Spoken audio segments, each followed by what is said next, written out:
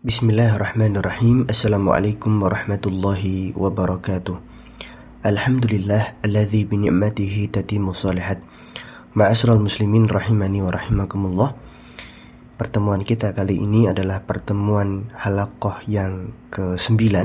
Kita masih pada pembahasan keutamaan puasa. Pertemuan yang lalu kita sudah membahas beberapa keutamaan puasa yang disampaikan oleh Nabi SAW dalam sabdanya. Maka pertemuan kita kali ini kita akan melanjutkan pembahasan kita tentang keutamaan puasa. Keutamaan puasa yang ke-6 adalah puasa sebagai perisai atau penghalang siksa api neraka.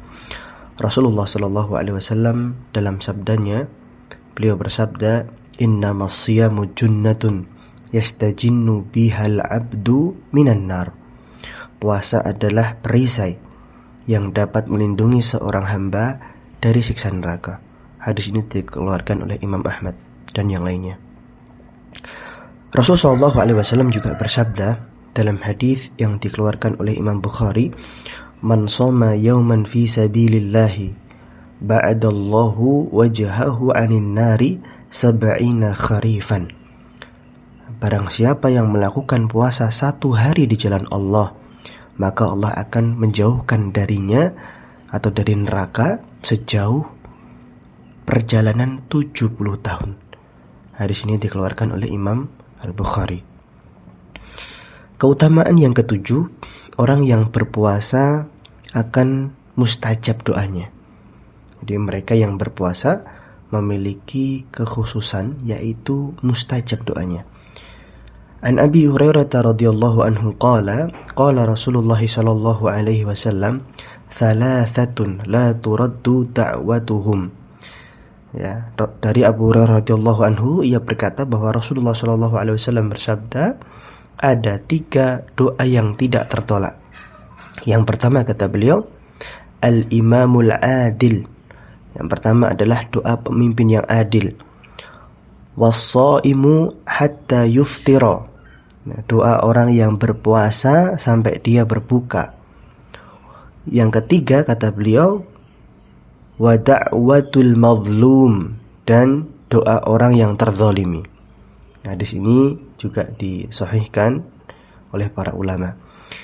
Nah, jika dikatakan bahwa waktu berbuka puasa adalah waktu yang mustajab atau mustajabnya doa, maka jangan ditinggalkan sunnah ini untuk memohon setiap hajat kita, hajat apapun itu.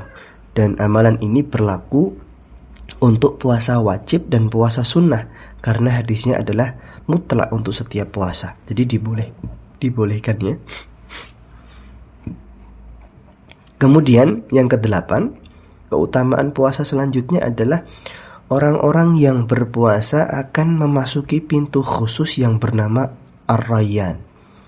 Disebutkan dalam sebuah hadis riwayat Sahal bin Sa'ad As-Sa'di radhiyallahu anhu, Rasul sallallahu alaihi wasallam bersabda, "Fil jannati thamaniyatu abwabin." Di surga itu ada 8 pintu.